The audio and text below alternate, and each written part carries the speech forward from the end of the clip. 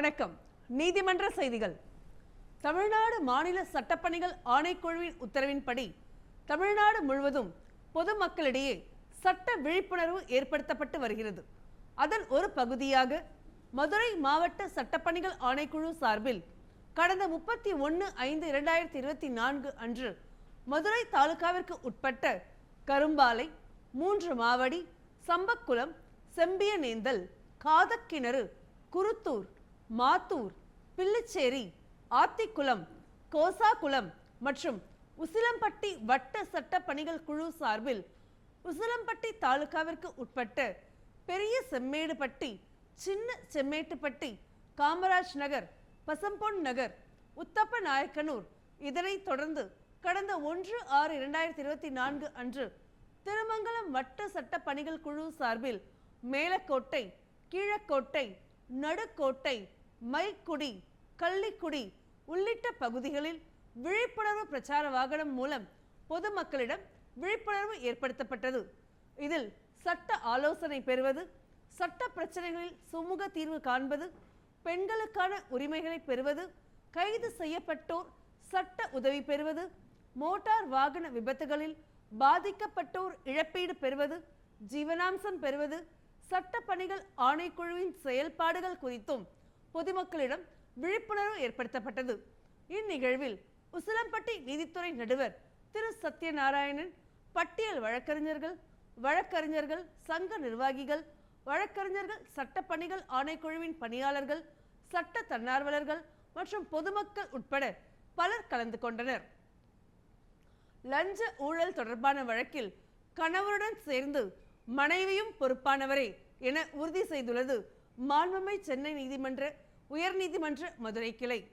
கடந்த 2022 ஆண்டில் காவல்துறை அதிகாரியின் மீதான பதிவு செய்யப்பட்ட வழக்கில் விசாரணை நீதிமன்றத்தால் குற்றவாளி என தீர்மானிக்கப்பட்டு தண்டனை வழங்கப்பட்டதை எதிர்த்து உடன் குற்றவாளியான காவல்துறை அதிகாரியின் மனைவியின் மேல்முறையீட்டை விசாரித்த சென்னை உயர்நீதிமன்ற மதுரை கிளை நீதியரசர் கே ராமகிருஷ்ணன் தனது தீர்ப்பில் மேல்முறையீட்டாளரான மனைவிக்கு விசாரணை நீதிமன்றம் கருணையின் அடிப்படையில் குறைந்தபட்ச தண்டனையான 1 வருட சிறை தண்டனை மற்றும் ₹1000 அபராதம் மட்டுமே வழங்கியுள்ளதாகவும், மனைவி குடும்பம் என்கிற வகையில் அரசு ஊழியர் லஞ்சம் வாங்குவதை குடும்ப உறுப்பினர்கள் முதலில் ஆட்சேபிக்க வேண்டும் எனவும், அல்லாது போனால் லஞ்சத்தால் வரும் பலன்களை அனுபவிக்க கூடியவர்கள் என்கின்ற முறையில் தண்டிக்கப்பட வேண்டியது அவசியம் எனவும் தண்டனையை உறுதிப்படுத்தியுள்ளார்.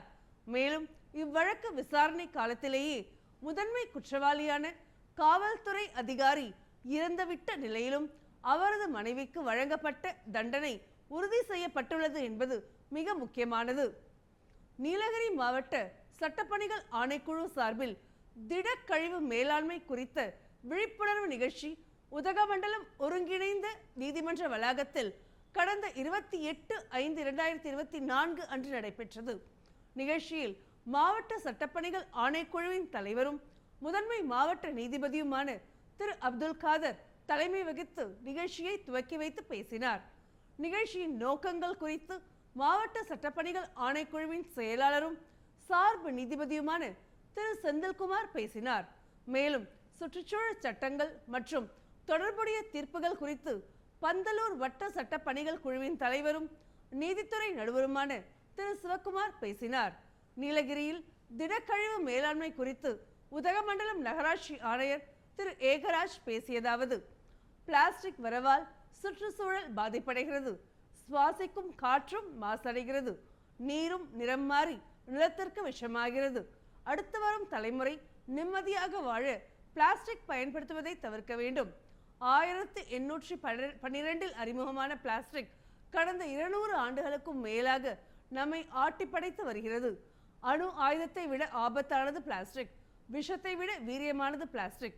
ஏனென்றால் பிளாஸ்டிக் பாட்டிலில் அடைக்கப்பட்ட குடிநீர், பிளாஸ்டிக் கவரில் உணவு, தின்பண்டங்களை வாங்கி பயன்படுத்துவதால் பிளாஸ்டிக்கின் நுண் துகள்கள் உடலுக்குள் சென்று உடல் நலனை பாதிக்கிறது.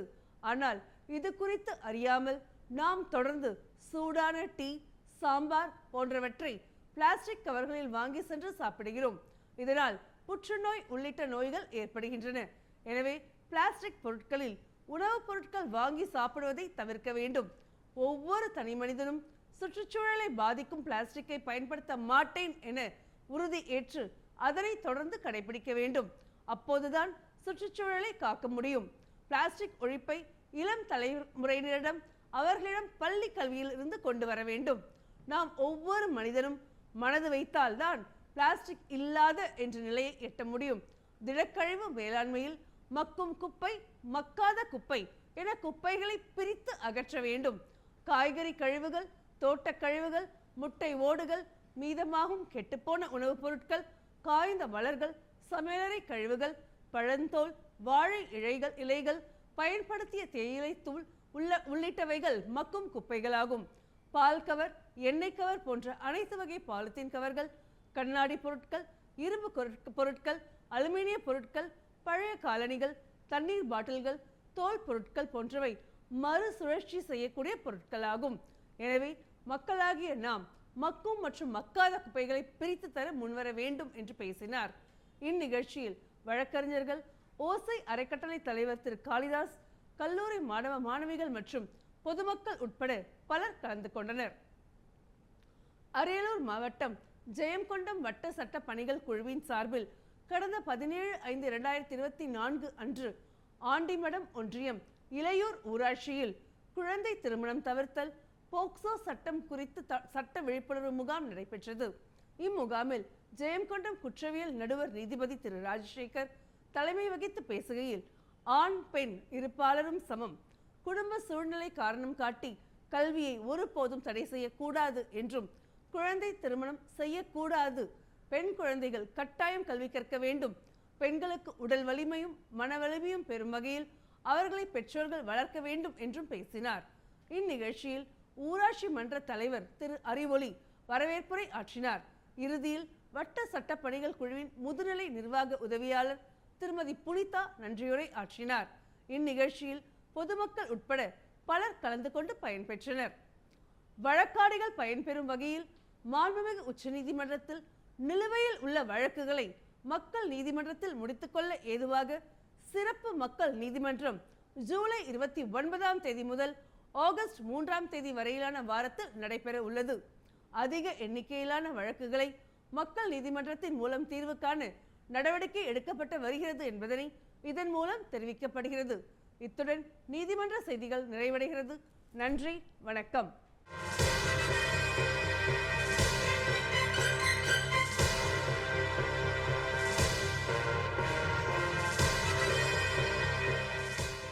வணக்கம். சட்ட தகவல்கள். இன்றைய சட்ட தகவல் நிகழ்ச்சியில் ஒப்பந்த தொழிலாளர் ஒழுங்குபடுத்துதல் மற்றும் ஒழிப்பு சட்டம் 1970 பற்றி விரிவாக காண்போம். சட்டத்தின் நோக்கம்: தொழிலகங்களில் ஒப்பந்த அடிப்படையில் தொழிலாளர்களை அமர்த்தி அவர்களின் சேவையினை பயன்படுத்துவதில் பல்வேறு முறைகேடுகள் ஏற்படுகின்றன. ஒப்பந்த தொழிலாளர்கள் பணி செய்யும் இடங்களில் அவர்களது பணியினை ஒழுங்குபடுத்தி அவர்களுக்கு சேர வேண்டிய ஊதியங்களையும் பயன்களையும் அவர்கள் சட்டப்படி பெற்றுக்கொள்ள வழிவகைகள் செய்வதை உறுதிப்படுத்தும் நோக்கத்துடனே ஒப்பந்த தொழிலாளர்கள் ஒழிப்பு சட்டம் 1970 இயற்றப்பட்டுள்ளது. சட்டம் அமலாகும் இடங்கள்: இச்சட்டம் 20 அல்லது அதற்கும் அதிகமான தொழிலாளர்களை ஒப்பந்த தொழிலாளர்களாக முந்தின 12 மாத காலத்தில் ஏதாவது ஒரு நாளில் பணிக்கு அமர்த்தி வேலை செய்ய வைத்துள்ள எல்லா நிறுவனங்களுக்கும் தொழிற்சாலைகளுக்கும் அமலாகும். அதோடு 20 அல்லது அதற்கு மேற்பட்ட தொழிலாளர்களை ஒப்பந்த தொழிலாளர்களாக பணிக்கு வைத்துள்ள எல்லா ஒப்பந்தக்காரர்களுக்கும் இச்சட்டம் அமலாகும். எனினும் உரிய அரசானது விருப்பப்பட்டால் அது 2 மாதங்களுக்கும் குறையாத அளவிலான ஒரு அறிவிப்பினை கொடுத்து 20ற்கும் குறைவான ஒப்பந்த தொழிலாளர்களை பணிக்கு வைத்துள்ள எந்த ஒரு நிறுவனத்திற்கும் அல்லது ஒப்பந்ததாரருக்கும் இச்சட்டத்தினை அமல் செய்யவும் அதற்கு அதிகாரம் கொடுக்கப்பட்டுள்ளது. பிரிவு 1 சப்கிளாஸ் 4 கீழ் இச்சட்டம் தொடர்ச்சியாக பணி நடைபெறாமல் தற்செயலாக இடையிடையே ஒரு வருடத்தில் 160 நாட்களுக்கும் மேற்படாத அளவில் அவ்வப்போது மட்டும் தொழில் நடைபெறக்கூடிய நிறுவனங்களுக்கும் வருடத்தில் 60 நாட்களுக்கும் குறைவாக வேலை நடைபெறும் பருவகால தொழிற்சாலைகளுக்கும் அமல் செய்யப்பட மாட்டாது. It shall not apply to establishments in which work only of an intermittent or casual nature is performed. Section 1 Class 5. ஒப்பந்த தொழிலாளி கான்ட்ராக்ட் லேபர் பிரிவு 2B இன் கீழ் ஒரு நிறுவனம் மேற்கொண்டுள்ள தொழில் சம்பந்தமான வேலைகளை ஊதியத்திற்காக செய்ய ஒரு ஒப்பந்ததாரராகவோ அல்லது அவர் மூலமாகவோ நியமிக்கப்பட்டவர் ஒப்பந்த தொழிலாளியாகும். அந்த நிறுவனத்தின் முதன்மை பணியாண்மையருக்கு பிரின்சிபல் எம்ப்ளாயர் தெரிந்து அங்கு பணியமர்த்தப்பட்டாலும் அல்லது அவரது கவனத்திற்கு வராமலேயே ஒரு தொழிலாளி அங்கு பணிக்கு அமர்த்தப்பட்டாலும் கூட அவர் ஒப்பந்த தொழிலாளியே. தொழிலாளி ஒர்க்மேன் என்றால் யார்? ஒரு நிறுவனத்தில் ஊதியத்திற்காக தனித்திறமை வாய்ந்தவராகவோ அல்லது இல்லாதவராகவோ அல்லது பகுதி அளவில் தனித்திறமை உள்ளவராகவோ, skilled or semi skilled or unskilled, உடல் உழைப்பு செய்கிறவராகவோ கண்காணிப்பாளராகவோ தொழில்நுட்ப பணியாளராகவோ அல்லது எழுத்தர் பணியினை செய்கிறவராகவோ இருக்கிறவர் ஒருவர்தான் தொழிலாளி என கருதப்படுவார். அவரது நியமனம் எழுத்துப்பூர்வமாகவோ அல்லது அவ்வாறு இல்லாமலோ கூட இருக்கலாம். ஆனால் மேலாண்மை பணி அல்லது நிர்வாக பணியினை ஒரு நிறுவனத்தில் முதன்மை பணியாக செய்பவர் தொழிலாளியாக கருதப்பட மாட்டார். ரூபாய் 500க்கும் அதிகமான ஊதியத்தினை பெற்று கண்காணிப்பு பணியினை செய்கிறவர் சூப்பர்வைசர் தொழிலாளி அல்ல. நிறுவனத்திற்கு வெளியே வேலை செய்யும் பொருட்களை செய்தோ அல்லது சுத்தப்படுத்தியோ அல்லது அழகுபடுத்தியோ அல்லது அதனை பயன்படுத்த வசதியாக செம்மைப்படுத்தியோ அதனை தொழிற்சாலைக்கு கொண்டு வந்து தருகிற வெளி வேலையால் அவுட் ஒர்க்கர் தொழிலாளி அல்ல. அதாவது ஒரு நிறுவனத்திற்காக தனது வீட்டிலோ அல்லது நிறுவனத்தின் கட்டுப்பாட்டிற்குள் இல்லாத வேறு ஒரு இடத்திலோ இருந்து பணி செய்து அந்த பொருட்களை தொழிற்சாலைக்கு கொண்டு வந்து ஒப்படைத்து அதற்கு ஊதியம் பெறுபவர் இச்சட்டப்படி தொழிலாளி அல்ல. அத்தகையோருக்கு இச்சட்டம் அமலாகாது. ஒப்பந்ததாரர் கான்ட்ராக்டர் பிரிவு 2C இன் கீழ் ஒரு நிறுவனத்தை பொறுத்தமட்டில் அதன் செயல்பாட்டிற்கு தேவையான பொருட்கள் மற்றும் தயாரிக்கப்பட்ட சரக்குகள் எல்லாம் தனது ஒப்பந்த தொழிலாளர்கள் மூலம் அதற்கு கொடுப்பவர் அல்லது அந்த நிறுவனத்தின் வேலைகளுக்கு ஒப்பந்த தொழிலாளர்களை அனுப்புபவர் என்பதோடு மட்டுமல்லாமல் அந்த நிறுவனம் எதிர்பார்க்கின்ற குறிப்பிட்ட பலனை அல்லது விளைவை கொடுப்பதற்கு பொறுப்பேற்றிருப்பவர் ஒப்பந்ததாரர் ஆவார்.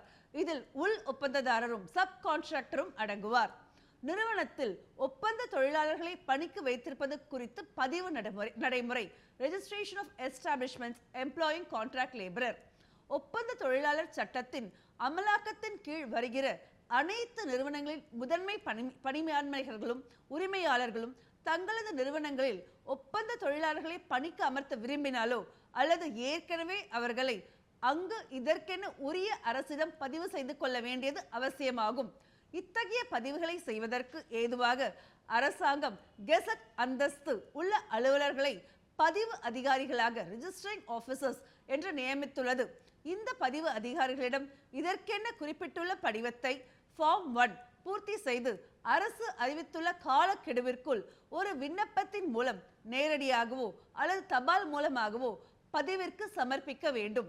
பிரிவு 7 பதிவு சான்றிதழுக்கு விண்ணப்பிக்கும் போது தங்களது நிறுவனத்தில் அல்லது தொழிற்சாலையில் நியமிக்கப்படவிருக்கும் ஒப்பந்த தொழிலாளர்களின் மொத்த எண்ணிக்கைக்கு ஏற்ப அரசுக்கு கட்டணமும் செலுத்த வேண்டும். தொழிலாளர் சட்ட மத்திய விதி 26 விண்ணப்பத்தினை பரிசீலனை செய்து பதிவு அதிகாரி அந்த நிறுவனத்தில் ஒப்பந்த தொழிலாளர்களை நியமிப்பதற்கு அனுமதித்து பதிவு சான்றிதழ் ஒன்றினை வழங்குவார். அந்த சான்றிதழில் நிறுவனத்தின் முகவரி, ஒப்பந்த தொழிலாளர்களாக நியமிக்கப்படுவோரின் அதிகபட்ச எண்ணிக்கை, அளவு, அந்த நிறுவனம் செய்கின்ற தொழில், வியாபாரம் அல்லது உற்பத்தி செய்யப்படும் பொருட்களின் விபரம் முதலென குறிப்பிடப்பட்டிருக்கும். தவறான தகவல்களை கொடுத்து பதிவு சான்றிதழ் பெற்றிருந்தாலோ அல்லது அந்த நிறுவனத்திற்கு கொடுக்கப்பட்டுள்ள பதிவு சான்றிதழ் இனி பயன்படாது என்றோ பதிவு அதிகாரி திருப்தி அடைந்தால் தகுந்த அறிவிப்பும் வாய்ப்பும் அந்த நிறுவனத்திற்கு கொடுத்து அந்த பதிவு சான்றிதழை ரத்து செய்யலாம். உரிய அரசு அறிவித்துள்ள காலக்கெடுவிற்குள் பதிவு சான்றிதழ் பெற தவறிய நிறுவனங்கள் அல்லது பதிவு சான்றிதழ் ரத்து செய்யப்பட்ட நிறுவனங்கள் தொடர்ந்து அங்கு ஒப்பந்த தொழிலாளர்களாக யாரையும் நியமிக்க முடியாது. பிரிவுகள் 8 மற்றும் 9. ஒப்பந்த தொழிலாளர் பணியினை தடை செய்தல். Prohibition of employment of contract labor. எந்த ஒரு குறிப்பிட்ட நிறுவனத்திலும் அங்கு செய்யப்பட்டு வரும் எந்த ஒரு வேலையிலும் தயாரிப்பு முறையிலும் அல்லது செயல்பாட்டிலும் எந்த ஒரு ஒப்பந்த தொழிலாளியையும் பணிக்கு அமர்த்தக்கூடாது என்று தடை செய்து உரிய அரசு அதனை அரசு பதிவிதழில் அறிவிப்பு வெளியிடலாம். அத்தகைய அறிவிப்பினை வெளியிடும் முன்பாக அந்த நிறுவனத்திற்கு உரிய அரசு மத்திய அரசு என்றால் இச்சட்டத்தின் கீழ் ஏற்படுத்தப்பட்டுள்ள மத்திய ஆலோசனை வாரியத்தையும் சென்ட்ரல் அட்வைசரி போர்டு, மாநில அரசு என்றால் மாநில ஆலோசனை வாரியத்தையும் ஸ்டேட் அட்வைசரி போர்டு கலந்து ஆலோசனை செய்து முடிவெடுக்கும். Steel Authority of India Limited versus Union of India All India Reported 2006 Supreme Court 3229 என்ற வழக்கில் ஒரு தொழிலில் அல்லது நிறுவனத்தில் ஒப்பந்த தொழிலாளர் பணியினை தடை செய்ய வேண்டுமா அல்லது அனுமதிக்கலாமா என்பதை முடிவு செய்யும் அதிகாரம் முழுமையாக சம்பந்தப்பட்ட அரசுக்கு தான் உள்ளதே தவிர தொழிலாளர் நீதிமன்றம் அதில் தலையிடவே முடியாது என்று உச்சநீதிமன்றம் திட்டவட்டமாக கூறியுள்ளது. மத்திய ஆலோசனை வாரியம் சென்ட்ரல் அட்வைசரி போர்டு மத்திய அரசு இச்சட்டம் குறித்த காரியங்களை செயல்படுத்தவும் தனக்கு ஆலோசனை கூறவும் இதனை ஏற்படுத்தியுள்ளது. மத்திய ஆலோசனை வாரியத்தின் தலைவரை சேர்மன் மத்திய அரசு நியமிக்கிறது. மத்திய அரசின் முதன்மை தொழிலாளர் ஆணையாளர் சீஃப் லேபர் கமிஷனர் சென்ட்ரல் இதில் ஒரு பதவி வழி எக்ஸ் அஃபிஷியோ உறுப்பினராக இருப்பார். அத்துடன் மத்திய அரசின் சார்பிலும் ரயில்வே, நிலக்கரி தொழில், சுரங்கத் தொழில், ஒப்பந்ததாரர்கள், தொழிலாளர்கள் மற்றும் குறிப்பிட்ட தொழிலோடு அக்கறையுள்ளவர்களின் சார்பிலும் இவ்வாரியத்தின் உறுப்பினர்களாக அதன் எண்ணிக்கை 17க்கு அதிகப்படாமலும் 11க்கு குறையாத அளவிலும் மத்திய அரசால் நியமிக்கப்படுவார்கள். மாநில ஆலோசனை வாரியம் ஸ்டேட் அட்வைசரி போர்டு மாநில அரசு அமைக்கும் இந்த ஆலோசனை வாரியத்தின் உறுப்பினர்களின் எண்ணிக்கை 11க்கு அதிகப்படாமலும் 9க்கு குறைவாகவும் இருக்கும். மாநில அரசு சார்பிலும் தொழில்துறை ஒப்பந்ததாரர்கள் மற்றும் தொழிலாளர்கள் சார்பிலும் அவர்களின் பிரதிநிதிகளாக செயல்பட மாநில அரசே இவர்களை நியமிக்கும். இதன் தலைவர் மாநில அரசால் நியமிக்கப்படுவார். தொழிலாளர் சார்பிலான உறுப்பினர் எண்ணிக்கையும் ஒப்பந்ததாரர்கள் மற்றும் முதன்மை பணியாண்மையர் சார்பிலான உறுப்பினர் எண்ணிக்கையும் சம அளவில் இருக்கும். ஒப்பந்ததாரர்களுக்கு உரிமை வழங்கல் லைசன்சிங் ஆஃப் கான்ட்ராக்டர்ஸ் உரிய அரசிடமிருந்து உரிமம் பெறாமல் எந்த ஒரு ஒப்பந்ததாரரும் கான்ட்ராக்டர் எந்த ஒரு நிறுவனத்திலும் யாரையும் ஒப்பந்த தொழிலாளியாக வேலைக்கு வைத்து அவரிடம் வேலை வாங்க கூடாது. ஒப்பந்ததாரர்களுக்கு இத்தகைய உரிமம் வழங்கும் காரியத்திற்காக அரசானது உரிமம் வழங்கும் அதிகாரிகளை லைசன்சிங் ஆபீசர்ஸ் தகுந்த இடங்களில் நியமித்துள்ளது. உரிமம் பெறுவதற்குரிய தகுந்த விண்ணப்பம், அதற்குரிய கட்டணம் மற்றும் ஒரு ஒப்பந்த தொழிலாளருக்கு பிணைத்தொகை செக்யூரிட்டி டெபாசிட் அனைத்து ஒப்பந்த தொழிலாளர்களுக்கும் ஒப்பந்ததாரரால் செலுத்தப்பட்டு அனைத்து விவரங்களும் முறைப்படி இருக்குமானால் உரிமம் வழங்கும் அதிகாரி தகுந்த விசாரணை செய்து அந்த ஒப்பந்ததாரருக்கு ஒப்பந்த தொழிலாளர்களை நியமிக்க உரிமம் வழங்கலாம். அந்த உரிமத்தில் ஒப்பந்த தொழிலாளர்களின் வேலை நேரம், விடுமுறை நாட்கள், கொடுக்க வேண்டிய ஊதிய அளவு, கொடுக்கப்பட வேண்டிய வசதிகள், பணி குறித்த கட்டுப்பாடுகள், நிறுவனத்தின் முதன்மை பணியாளரின் பெயர் விவரங்கள் மற்றும் இதர நிபந்தனைகள் அனைத்தும் குறிப்பிட்டிருக்கும். இந்த உரிமம் அதில் குறிப்பிட்டுள்ள 12 மாத காலம் வரை மட்டும்தான் செல்லுபடியாகும். எனினும் அவ்வப்போது குறிப்பிட்ட கால அளவிற்கு அதனை புதுப்பித்துக் கொள்ளவும் வழி செய்யப்பட்டுள்ளது. ஒப்பந்த தொழிலாளர்களை நியமிப்பதற்கு நிறுவனங்கள் பெற வேண்டிய பதிவு சான்றிதழ் ரத்து செய்துவிட்டாலோ அதனை எதிர்த்து 30 நாட்களுக்குள் அரசு இதற்கென நியமிக்கும் மேல்முறையீட்டு அதிகாரியிடம் அப்பலட் ஆபீசர் அந்த நிறுவனம் முறையிடலாம்.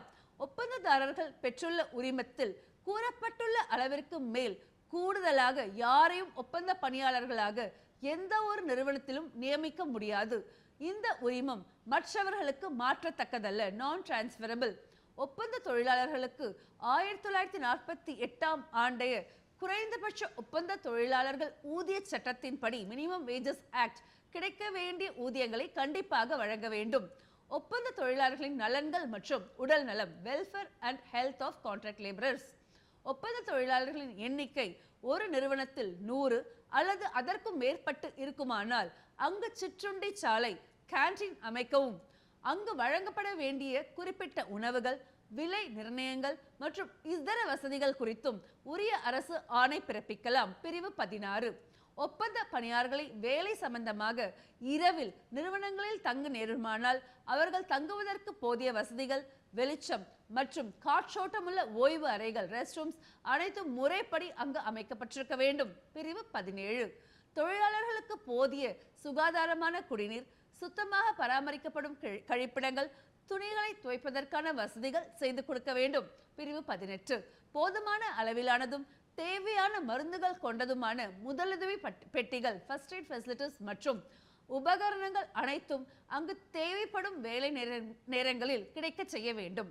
தண்டனைகள் எந்த ஒரு சட்டத்தின் எந்த ஒரு பகுதியையும் மீறும் எந்த ஒரு நபருக்கும் 3 மாதங்களுக்கும் மேலாக கஸ்டடியிலோ அல்லது ரூபாய் 1000 அபராதமாக அளிக்கப்படும். அல்லது அவர்களின் தண்டனையின் தீவிரத்தை பொறுத்து 2 தண்டனைகளை சேர்த்தபடி கூட அவர்களுக்கு தண்டனையாக கொடுக்கப்படலாம். கூடுதல் அபராதம் வழங்கப்படாத சட்டத்தின் கீழ் நிறுவனத்தில் பணிபுரியும் அந்த நபர் எந்த விதிகளையாவது மீறும் போது பின்னர் அவர்களுக்கு 3 மாத கால சிறை தண்டனை வழங்கப்படலாம். அல்லது 1000 ரூபாய் அபராதம் வழங்கப்படும். அல்லது அவர்களது குற்றத்தை பொறுத்து 2 தண்டனைகளையும் சேர்த்து வழங்கலாம். நேயர்களே, சட்டம் சம்பந்தமான கேள்விகளை அனுப்ப வேண்டிய முகவரி: உறுப்பினர் செயலாளர், தமிழ்நாடு மாநில சட்டப்பணிகள் ஆணைக்குழு, வடக்கு கோட்டை சாலை, மெட்ராஸ் உயர்நீதிமன்ற வளாகம், சென்னை 600104. இந்நிகழ்ச்சிகளை யூடியூபில் பார்க்க டிடி தமிழ் நீதிமன்ற செய்திகள் என்ற பக்கத்தில் பார்க்கலாம். மேலும் சட்ட உதவிக்கு தேசிய சட்டப்பணிகள் ஆணைக்குழு உதவி எண் 1510 என்ற எண்ணை தொடர்பு கொள்ளவும். இத்துடன் சட்ட தகவல்கள் நிறைவடைகிறது. நன்றி, வணக்கம்.